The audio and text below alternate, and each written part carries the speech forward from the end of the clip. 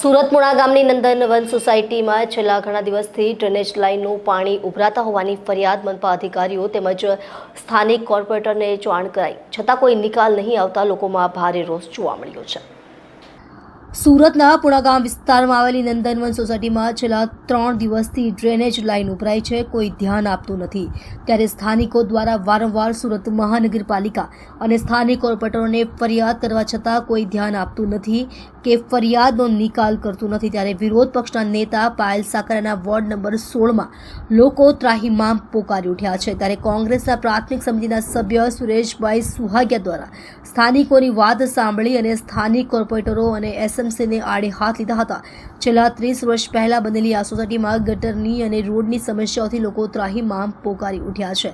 ત્યારે સ્થાનિકોનું કહેવું છે કે મહિનામાં 5 વખત આ ગટર ઉભરાય છે અને સુરત મહાનગરપાલિકા દ્વારા ખાલી સળીઓ મારી અને પાણીનો નિકાલ કરે છે, પણ કોઈ નક્કર કામગીરી કરવામાં આવતી નથી અને સ્થાનિક કોર્પોરેટરો પણ ખાલી ફોટો સેશન કરાવીને ચાલ્યા જાય છે અને તેઓ સ્થાનિકો દ્વારા આક્ષેપ કરવામાં આવ્યો છે। મારું નામ મહેશ જાદવ છે।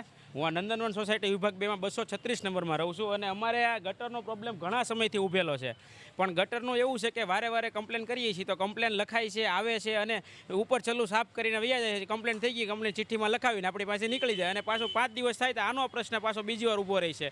રોડમાં પાણી વીવું જાય છે, 24 કલાક સુધી કોઈ આવતું નથી। બાજુમાં સ્કૂલ છે, રહેણાંક વિસ્તાર છે, કોઈ જવાબ આપતું નથી અને કોર્પોરેટરને બી ઘણીવાર અમે કમ્પ્લેન કરી છે, પણ એ કોર્પોરેટર સાહેબે કોઈ દી કાંઈ આવ્યા તો નથી મેડમ ક્યારેય।